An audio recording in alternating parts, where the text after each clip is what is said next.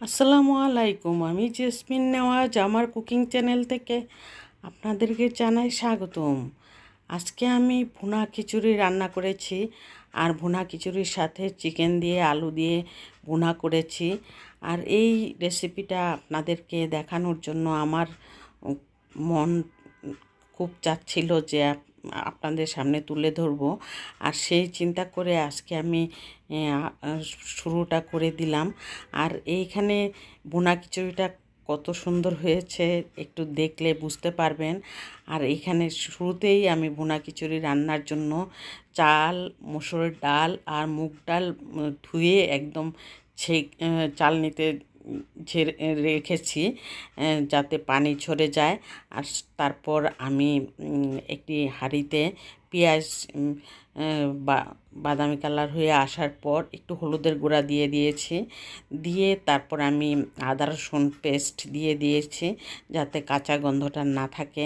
খিচুড়ির মধ্যে তো আদা রসুন দিতেই হবে, সেই জন্যই এখানে আমি দিয়েছি। আর দেওয়ার পর আমি চাল, ডাল আর মুগ ডাল, মসুর ডাল, দেখুন আমি সব দুই রকমের ডাল দিয়ে আমি সব সময় খিচুড়ি রান্না করি। আর বুটের ডাল যদি সিদ্ধ করা থাকে বা রিসেন্টলি সিদ্ধ করে নিতে পারি তাহলে বুটের ডালটা দিই, আর না হয় মসুরের ডাল আর মুগ ডাল ভেজে নিলে কিন্তু খিচুড়ি অসাধারণ মজা হয়ে থাকে। আর সেই জন্য আমি মসুরের ডাল, মুগ ডাল দিয়েই বেশিরভাগ খিচুড়ি রান্না করে নিই। আর চালটা ভালো করে ভেজে নিতে হবে, তাহলে খিচুড়িটা ঝরঝরে হয়ে যাবে, একদম ঝরঝরে থাকবে। আর ঝরঝরের মধ্যেও নরম থাকতে হবে। ঝরঝরার মধ্যে আবার শক্ত থাকলে খিচুড়ি কিন্তু মজা হয় না, মজা লাগে না। আর ঝরঝরের মধ্যে যদি আপনি নরম থাকে তাহলে খিচুড়িটার টেস্ট অন্যরকম লাগে। আমি সব কিছু টিপস কিন্তু আপনাদেরকে দিয়ে দিচ্ছি, আর এভাবে রান্না করার চেষ্টা করবেন। আর যখন পোলাও রান্না করি আমরা 1 কেজি চালের 1.5 কেজি পানি দেই, আর খিচুড়ির সময় কিন্তু 1 কাপ বা 2 কাপ পানি বেশি দিতে হয়। সেই চিন্তা করে খিচুড়িটা রান্না বসাবেন আপনারা, কারণ খিচুড়ির সময় একটু পানিটা বেশি দিতে হয়, কারণ চাল ডালটা পানি টেনে যায় সেজন্য। আর আমার ভিডিওটা যদি আপনাদের কাছে ভালো লেগে থাকে তাহলে অবশ্যই একটি লাইক দিয়ে কন্টিনিউ করবেন, আর সাবস্ক্রাইব করে অল বাটনে প্রেস করে রাখবেন। এই মুহূর্তে পানির সাথে আমি কিন্তু ঘিটা দিয়ে দিই, কারণ শেষে দিয়া ঘি দেওয়ার কোনো মানে হয় না, কারণ এক সাইডে ঘিটা লাগবে আরেক সাইডে লাগবে না। সেই চিন্তা করে আমি পানির মধ্যে যখন ঘিটা দিয়ে দিব তাহলে পুরোটা খিচুড়ির মধ্যে, পুরোটা পোলাওর মধ্যে কিন্তু ঘিয়ের সুঘ্রাণ বের হতে থাকবে।